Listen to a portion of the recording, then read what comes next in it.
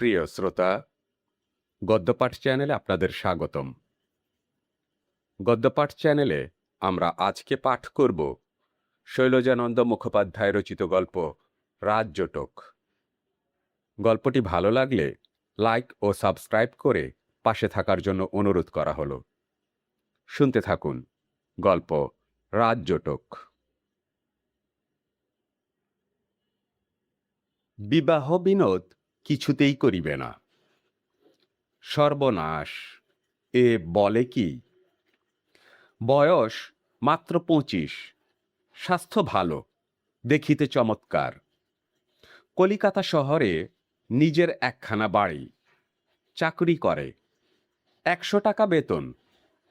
তাহার উপর না আছে বাপ মা, না আছে আত্মীয় স্বজন, অথচ বলে বিবাহ করিবে না। কন্যাদায়গ্রস্ত পিতা যাহারা, তাহারা তো অবাক।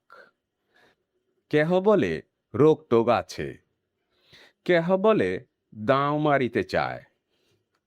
এমনি করিয়া কাটিল কিছুদিন। তাহার পর সে বৎসর তখন বসন্তকাল। কলিকাতা শহরেও কোকিল ডাকিতেছিল, প্রজাপতি উড়িতেছিল, এবং শুধু সেই জন্যই কিনা জানি না, হঠাৎ শোনা গেল বিনোদ বিবাহ করিয়াছে। বিবাহ করিয়াছে, অথচ বউটি তেমন ভালো নয়, অর্থাৎ সুন্দরী নয়।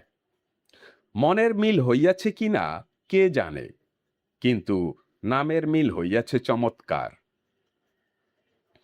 বিনোদের নাম বিনোদ, আর তার বউয়ের নাম বিনোদিনী। বিনোদ বলে, তা হোক, ওর কাছে আমি যাব না, ও রইল ওর বাপের বাড়িতে। বিনোদিনীর বাপের বাড়ি কলকাতার কাছাকাছি ছোট্ট একটি গ্রামে। বিবাহ হইয়াছে বসন্তকালে, তাহার পরেই আসিল গ্রীষ্ম, এবং তাহার পরেই বর্ষা। কবিরা বলেন, বর্ষায় বিরোহিণীদের নাকি বড় কষ্ট হয়। বিনোদের দয়ার শরীর, কষ্ট সে কাহারও সহ্য করিতে পারে না। সেদিন শনিবার, সকাল সকাল আপিসের ছুটি। বৃষ্টির জলে ভিজিতে ভিজিতে দেখা গেল বিনোদ চলিয়াছে হাওড়া স্টেশনের দিকে। তাহার পর কেমন করিয়া না জানি অন্যমনস্কভাবে সন্ধ্যার অন্ধকারে সে গিয়া দাঁড়াইল বিরোহিণী বিনোদিনীর বাপের বাড়ির দরজায়। 4 মাস আগে যাহাকে সুন্দরী বলিয়া মনে হয় নাই, সেদিন বাদল রাত্রে লণ্ঠনের আলোকে তাহাকে সহসা অসামান্যা সুন্দরী বলিয়া মনে হইতে লাগিল। সারাটি রাত্রি চোখে ঘুম আসিল না। প্রস্ফুটিত পুষ্পের মতো পূর্ণ যৌবনা বিনোদিনীকে লইয়া হাসিতে গল্পে রাত্রিটা তাহার কাটিল মন্দ নয়।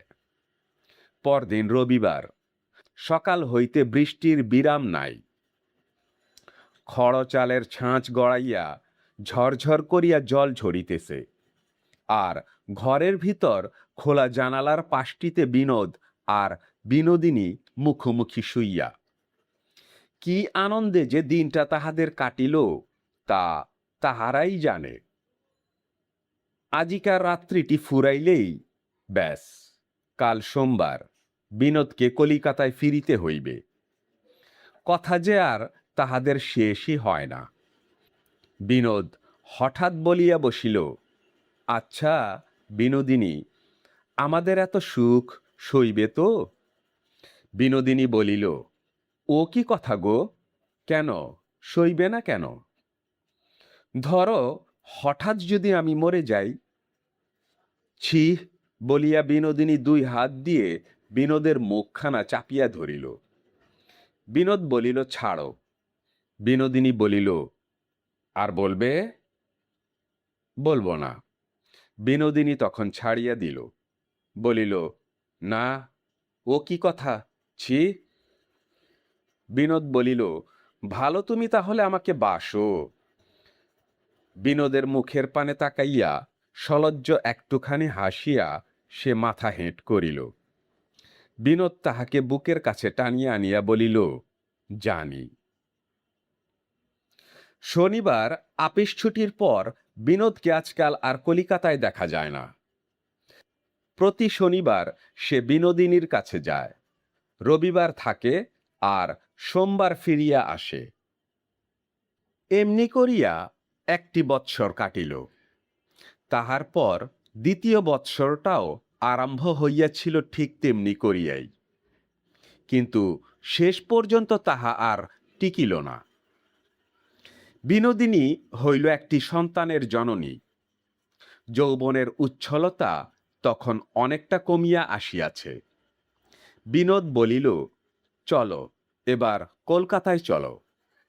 কথাটা বিনোদ অনেকবার বলিয়াছে। কেন জানি বিনোদিনী কোনোবার এই রাজি হয় নাই। এবার আর সে না বলিতে পারিল না। ছেলে কোলে লইয়া বিনোদিনী তাহার কলকাতার বাড়িতে আসিয়া প্রবেশ করিল। ফাঁকা বাড়ি, নিজেই গৃহিণী, নিজেই সব।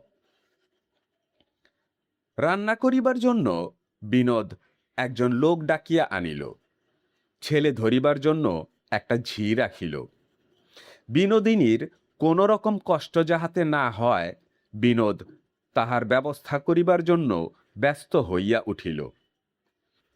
কিন্তু আশ্চর্য ব্যাপার, দুদিন পরেই দেখা গেল রাঁধুনি এবং ঝি বিনোদিনী দুইজনকেই ছাড়াইয়া দিয়াছে।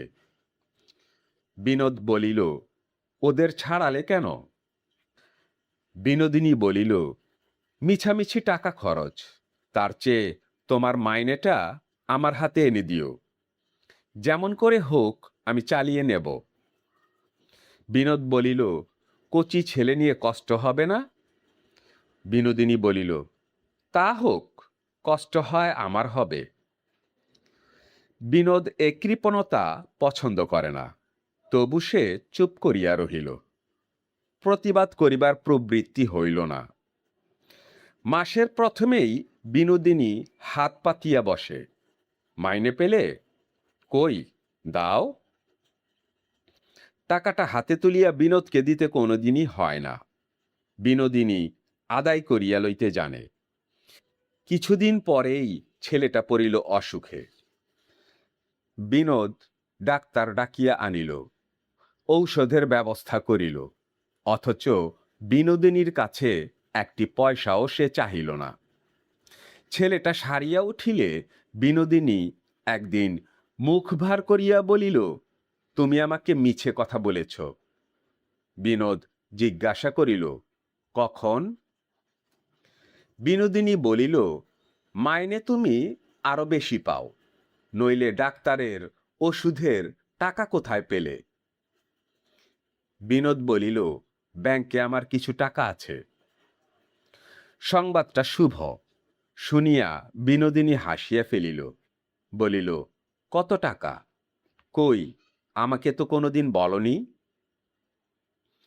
বিনোদ বলিল, আমাকে তো কোনোদিন জিজ্ঞাসা করনি। কিন্তু জিজ্ঞাসা আবার করিতে হয় নাকি? স্ত্রীর কাছে স্বামী সব কথা খুলিয়া বলিবে, কপটতা ছলচাতুরি কিছুই করিবে না, ইহাই তো নিয়ম। বিনোদিনী খুশি হইয়াও যেন খুশি হইতে পারিল না। তাহার বুকের ভিতরটা কেমন যেন করিতে লাগিল। বিনোদিনী বলিতে লাগিল, মিছিমিছি ডাক্তারে ওষুধে অতগুলো টাকা খরচ করলে? কালীঘাটের মা কালীর কাছে আমি মানত করেছিলাম, ছেলে আমার তাতেই সেরেছে, তা জানো? বিনোদ বলিল, তা হবে হয়তো। বিনোদিনী বলিল, তা হবে নয়, কাল রবিবার, চলো কাল সকালে মানতটা শোধ করে আসি।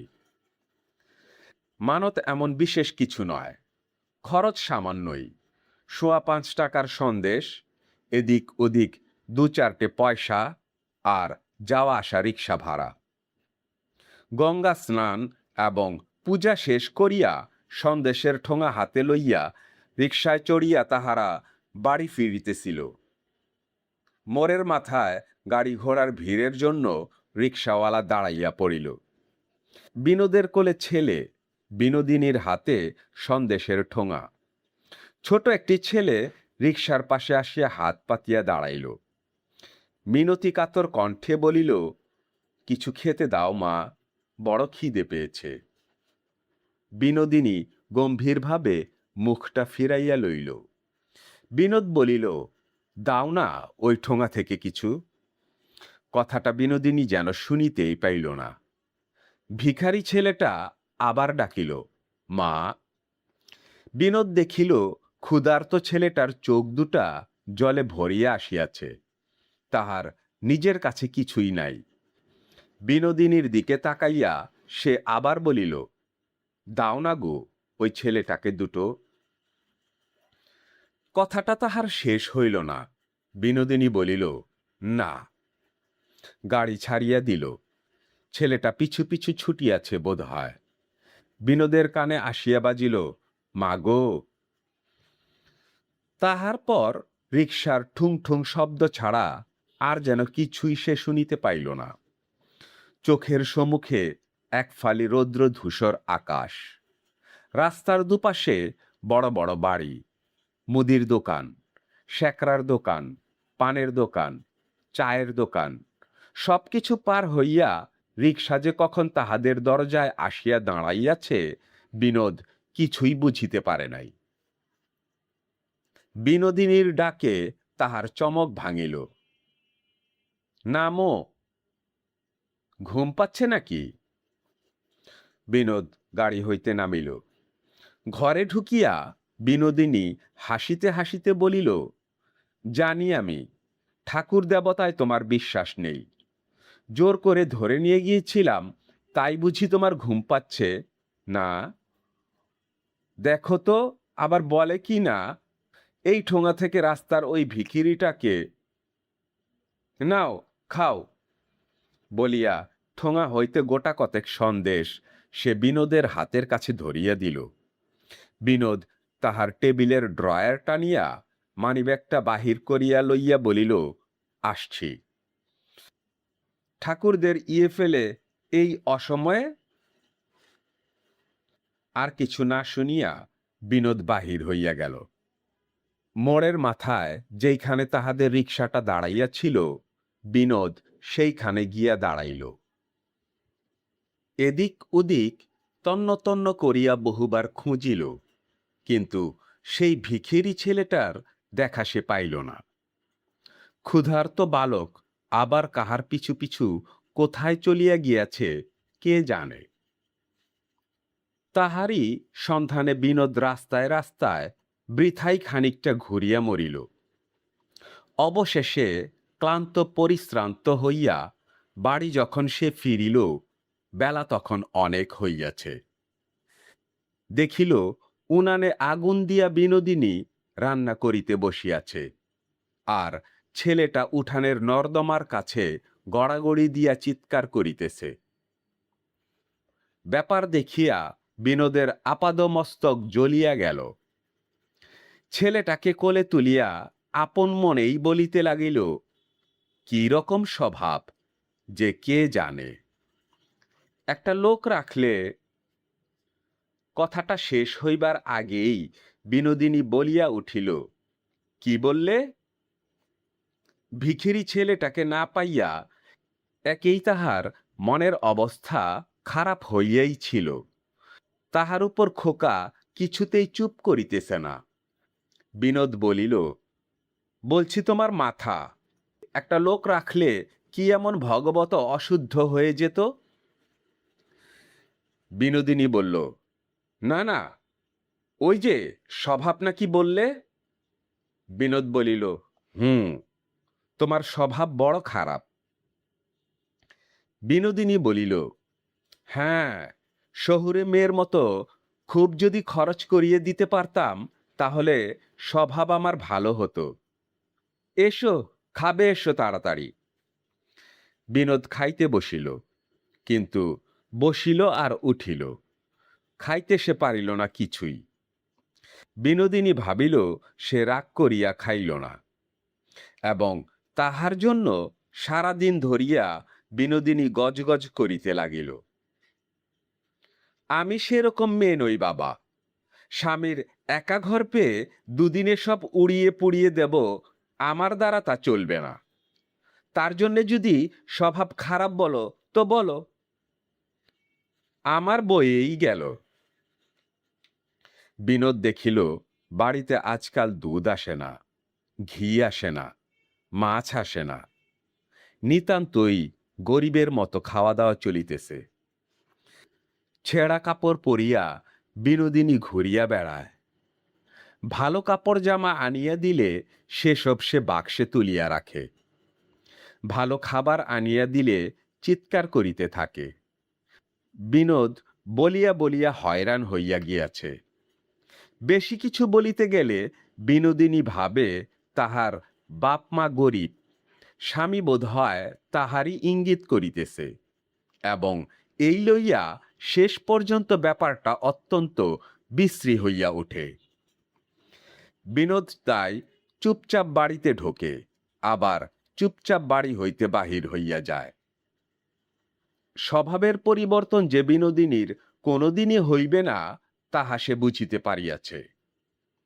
হোটেলে রেস্টুরেন্টে খাইয়া বেড়ায়, বাড়িতে দুবেলা না খাইলেই নয়, তাই সে নামমাত্র একবার করিয়া খাইতে বসে।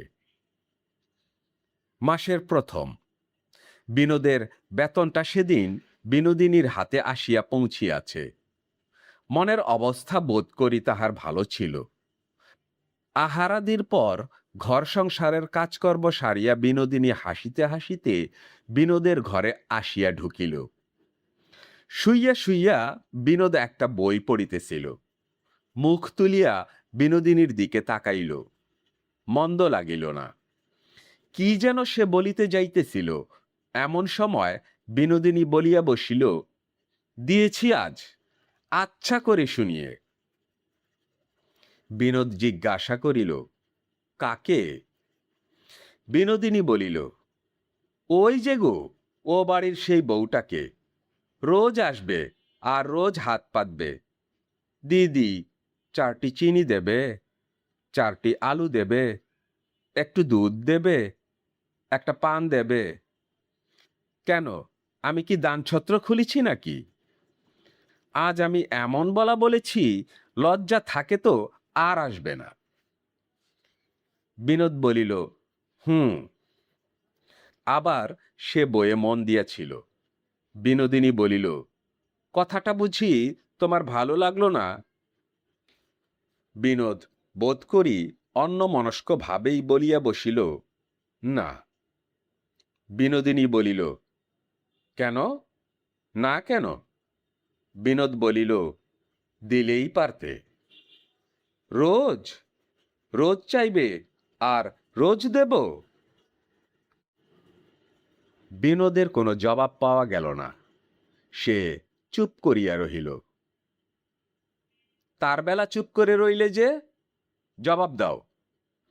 বিনোদ নিরুত্তর। বিনোদিনী বোধ হয় রাগ করিল, বলিল, বুঝেছি। তাই তো বলি, সুন্দরী মেয়ে এত ঘন ঘন আমাদের বাড়ি আসে কেন? ওসব চাওয়া তাহলে ওর ছল। বিনোদ বলিল, তার মানে? বিনোদিনী বলিল, ওর মতলব খারাপ, তোমারও নজর পড়েছে ওর দিকে। বিনোদ এবার রাগিয়া উঠিল, বলিল, ছোট লোক। এই ছোট লোক শব্দটি বিনোদিনী অনেকবার শুনিয়াছে। আজ আর তাহার সহ্য হইল না। এ লইয়া শেষ পর্যন্ত একটা তুমুল কাণ্ড করিয়া বসিল। কাঁদিতে কাঁদিতে বলিল, আমি ছোট লোক? আমার স্বভাব খারাপ? আমি তোমার সব উড়িয়ে পুড়িয়ে দিলাম, আমাকে বিয়ে করে তোমার মান সম্মান সবই গেল। বেশ, তাহলে আমি বিদেয় হই। আমাকে বাপের বাড়ি পাঠিয়ে দিয়ে নিজে একটি বড়লোকের মেয়ে বিয়ে করে সুখে থাকো। বিনোদও প্রথম দিকে উত্তেজিত হইয়া 2-4টা কথা বলিয়াছিল। শেষের দিকে তাহার নীরবতা বিনোদিনীকে যেন আরো বেশি নাচাইয়া তুলিল। বলিল, আমি পুরনো হয়ে গেছি কি না আর আমাকে ভালো লাগছে না, কিন্তু এখন আমি মরব না, বাপের বাড়ি গিয়ে বেঁচে থেকে সব দেখব। দেখব কত বড় লোকের মেয়ে কত তোমাকে সুখে রাখে।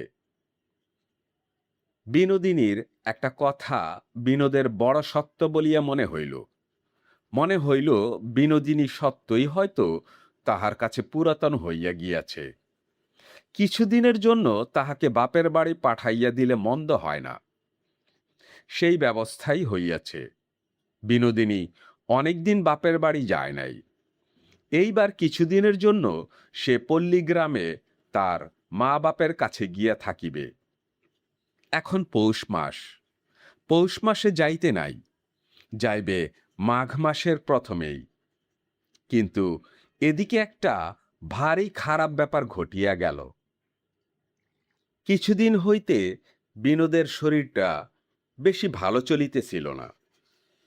কিছু খায় না, অথচ খাইবার ইচ্ছাও নাই। রাত্রে ভালো ঘুম হয় না। প্রত্যহ সন্ধ্যার দিকে মনে হয় যেন একটু একটু জ্বর হইতেছে। শীতকালের রাত্রে ঘাম যে কেন হয় বুঝিতে পারে না। এতদিন ব্যাপারটাকে বিনোদ গ্রাহ্যই করে নাই। ভাবিয়াছিল এসব ঘটিতেছে শুধু মানসিক দুশ্চিন্তার দরুন। জ্বরটা হঠাৎ একদিন একটু বেশি হওয়ায় সে আর চুপ করিয়া থাকিতে পারিল না। তাহার এক বন্ধু ডাক্তারের কাছে গিয়া পরামর্শ চাহিল। ডাক্তার বন্ধু পরীক্ষা যাহা করিবার করিলেন। প্রথমে শুধু পরিশ্রম করিতে নিষেধ করিয়া ও চেঞ্জে যাইবার উপদেশ দিয়া আসল কথাটা তিনি গোপন করিতেছিলেন। কিন্তু বিনোদের কেমন যেন সন্দেহ হইল। জিজ্ঞাসা করিল, বলো না, টিবি হয়েছে কিনা? আমি বুঝতে পারছি। ডাক্তার বলিলেন, হ্যাঁ। দিন 10 পরে আমি আবার দেখব। স্ত্রী পুত্রকে সরিয়ে দাও, নইলে নিজে কোনো স্যানাটোরিয়ামে চলে যাও। বিনোদের বুকের ভিতরটা কেমন যেন দুরু দুরু করিতে লাগিল। শেষ পর্যন্ত যক্ষ্মাই হইল তাহার। এ রোগে মানুষ বড় একটা বাঁচে না, নিজে তো মরেই, এমনকি কাছে যাহারা থাকে তাহাদেরও মারিয়া যায়।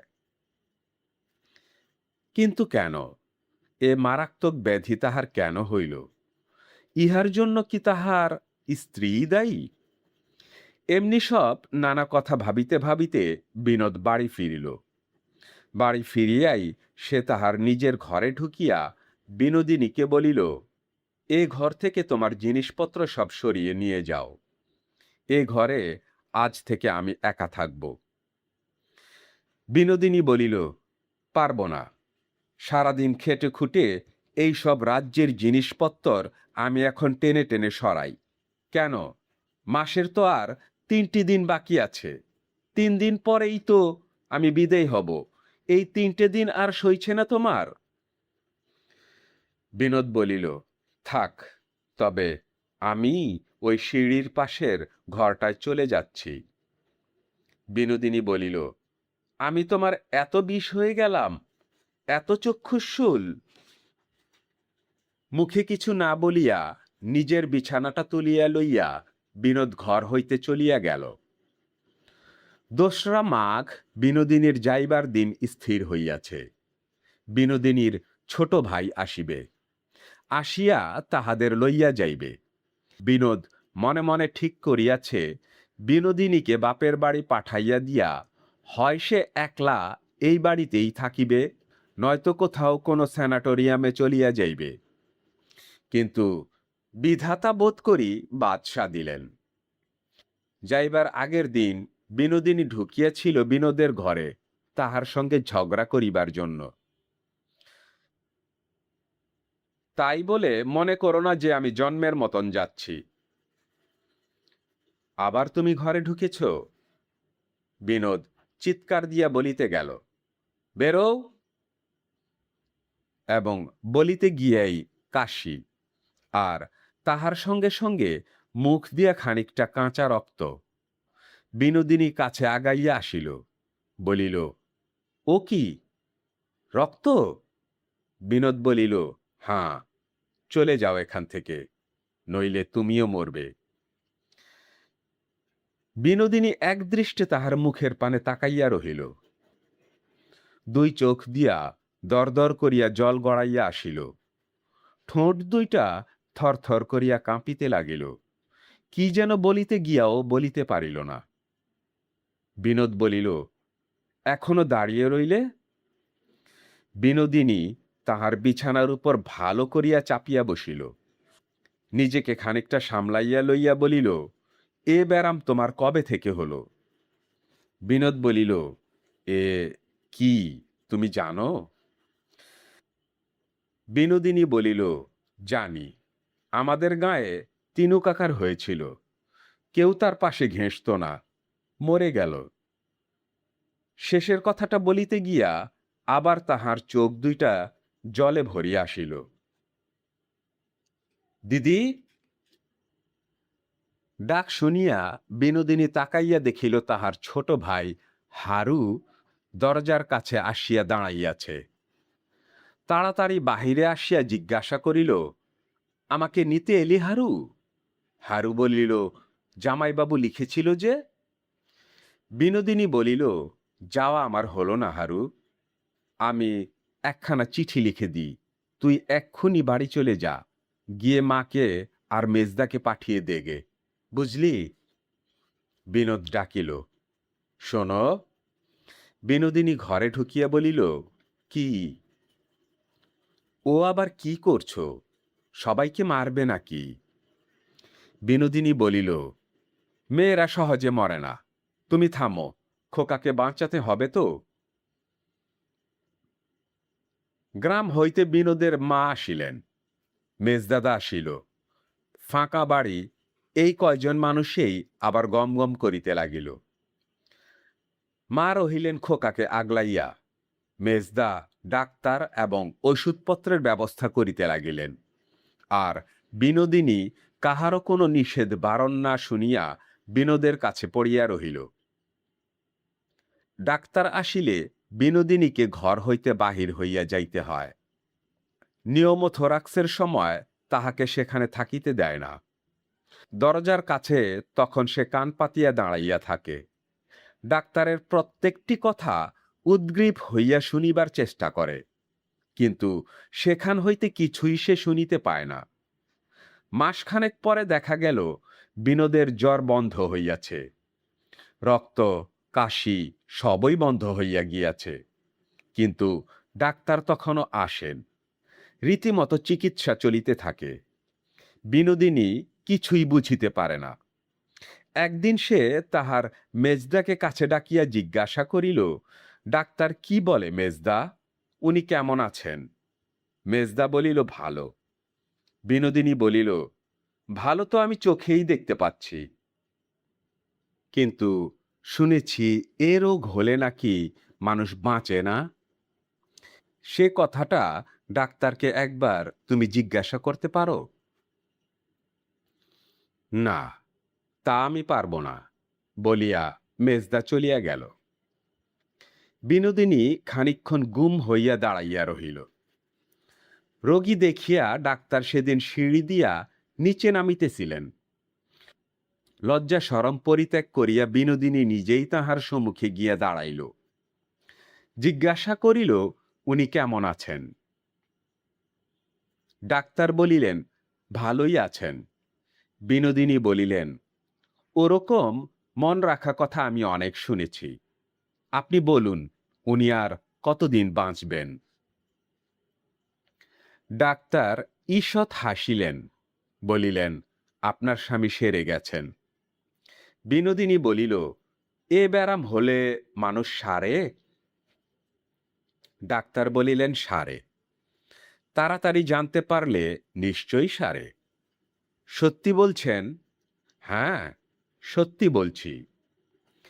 বিনোদিনী খুশি হইয়া বিনোদের ঘরে গিয়ে ঢুকিল। সিঁড়ির পাশেই বিনোদের ঘর। সে যে শুইয়া শুইয়া সব কথা শুনিয়াছে তাহা সে বুঝিতে পারে নাই। আজকাল মেজাজ তাহার একটুখানি রুক্ষ হইয়া গিয়াছে। বিনোদিনীকে দেখিয়াই সে বলিয়া উঠিল, আর বুঝি সেবা করতে পারছ না? বিনোদিনী জিজ্ঞাসা করিল, কেন? বিনোদ বলিল, লজ্জা শরমের মাথা খেয়ে ডাক্তারকে তাই জিজ্ঞাসা করতে গিয়েছিলে আমি কবে মরব, তাই না? দাঁতে দাঁত চাপিয়া বিনোদিনী বলিল, হ্যাঁ। বলিয়াই সে দুমদুম করিয়া পাশের ঘরে চলিয়া গেল। বুকের ভিতরটা তাহার তোলপাড় করিতে লাগিল। সারা পৃথিবীটা মনে হইল যেন ঘুরিতেছে। না, না, সব মিথ্যা, সব ছলনা। সকলেই তাহাকে স্তব বাক্য দিয়া ভোলাইতে চায়। এ রোগে মানুষ কখনো বাঁচে না। তাহাদের গ্রামের তিনু কাকাকে সে স্বচক্ষে মরিতে দেখিয়াছে। ময়না বউয়ের বাবা মরিয়াছে, মা মরিয়াছে, দুটি ভাই মরিয়াছে এই রোগে। কাহাকেও সে বাঁচিতে দেখে নাই। ডাক্তার, ঔষধ, পথ্য কিছুই নয়। ডাক্তারদের শুধু টাকা লইবার ফন্দি। হরদম তাহাদের টাকা লইতে হয় বলিয়া মুখে তাহারা সান্ত্বনা দেয়, ভালো আছে। শিবের অসাধ্য এ ব্যারাম সারাইবার সাধ্য মানুষের নাই। বিনোদিনী তাই আশ্রয় লইল দৈবের।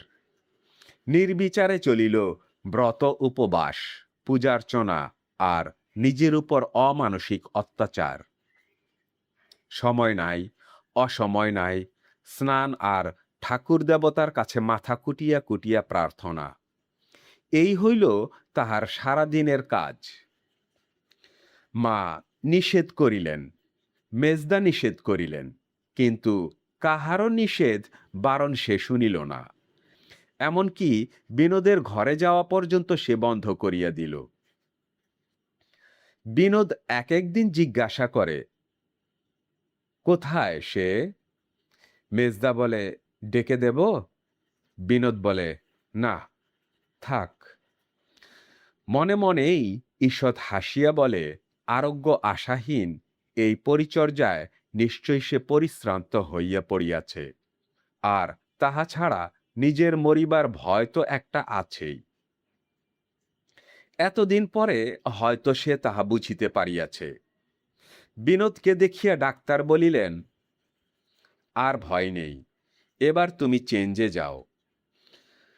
তাহাই স্থির হইল। চেঞ্জে যাইবার সমস্ত ব্যবস্থাই ঠিক। জিনিসপত্র বাঁধা ছাদা চলিতেছে। এমন সময় মা আসিয়া বিনোদকে খবর দিলেন, বিনোদিনীর ভয়ানক জ্বর আর কাশি। আর কিছু বলিবার প্রয়োজন হইল না। সকলেই বুঝিল তাহার যক্ষা হইয়াছে, হইবার কথাই। বিনোদের চেঞ্জে যাওয়া বন্ধ হইয়া গেল। বিনোদিনীর বাপের বাড়ি যাইবার আগের দিন বিনোদও ঠিক এমনি করিয়াই তাহার যাওয়া বন্ধ করিয়াছিল। ডাক্তার আসিলেন, রোগিণীকে পরীক্ষা করিয়া বলিয়া গেলেন, যক্ষা নয়, নিমোনিয়া। তবু রক্ষা। সকলেই আশ্বস্ত হইল। মা বলিলেন, যখন তখন চান করতে আমি কত বারণ করেছিলাম, কিন্তু বারণ শুনবার মেয়ে ও নয় বাছা। যাই হোক, চিকিৎসা চলিতে লাগিল। অক্সিজেন দেওয়া হইল, এবং কয়েকদিন চিকিৎসার পর সেদিন সন্ধ্যায় বিনোদিনী অচৈতন্য অবস্থায় ক্রমাগত ভুল বকিতেছিল। বিনোদ শিয়রের পাশে বসিয়া আছে। এদিকে মা দাঁড়াইয়া আছেন তাহার ছেলেটিকে কোলে লইয়া। বিনোদিনী হঠাৎ তন্দ্রাচ্ছন্ন অবস্থায় ক্ষীণ কণ্ঠে কি যেন বলিতে লাগিল। এমন সে আজ কয়েকদিন ধরিয়া কতই বলিতেছে, সেদিকে কান দেওয়া কেহই প্রয়োজন মনে করিল না। কিন্তু বিনোদ ছিল কাছেই বসিয়া। সেই শুধু স্পষ্ট শুনিতে পাইল বিনোদিনী বলিতেছে, আমি ছোট লোক, বড় লোকের মেয়ে একটি এনো, সুখে থেকো, আমি দেখব। তাহার পরেই সব চুপ। বিনোদ তাহার মুখের পানে একাগ্র দৃষ্টিতে তাকাইয়া রহিল। ডাকিল, বিনোদিনী। সে ডাক সে শুনিতে পাইল কিনা কে জানে। দেখা গেল তাহার স্তিমিত দুইটি চোখের কোণ বাহিয়া ক্ষীণ দুইটি অশ্রুধারা গড়াইয়া পড়িতেছে। ডাক্তার ঘন ঘন নাড়ি দেখিতেছিলেন। হঠাৎ এক সময় উঠিয়া দাঁড়াইলেন, বলিলেন, শেষ। বিনোদের বাড়িখানি আবার তেমনি আগের মতোই ফাঁকা। বিনোদিনী চলিয়া গিয়াছে, ছেলেটিকে লইয়া তাহার মাও চলিয়া গিয়াছেন। বিনোদিনীর সঙ্গে তাহার বোধ করি শুধু নামের মিলই হইয়াছিল, মনের মিল হয় নাই, এবং সেজন্যই কিনা জানি না বিনোদিনীর শেষ অনুরোধ বিনোদ কিছুতেই রক্ষা করিল না। আবার সে প্রতিজ্ঞা করিয়া বসিয়াছে বিবাহ সে জীবনে কোনোদিনই করিবে না। প্রিয় শ্রোতা, আপনারা শুনলেন গল্প রাজ্যটক। গল্পটি ভালো লাগলে চ্যানেলটি সাবস্ক্রাইব করে পাশে থাকার অনুরোধ করছি। শীঘ্রই আসব নতুন গল্প নিয়ে। ততদিন ভালো থাকবেন, সুস্থ থাকবেন। আপাতত বিদায়।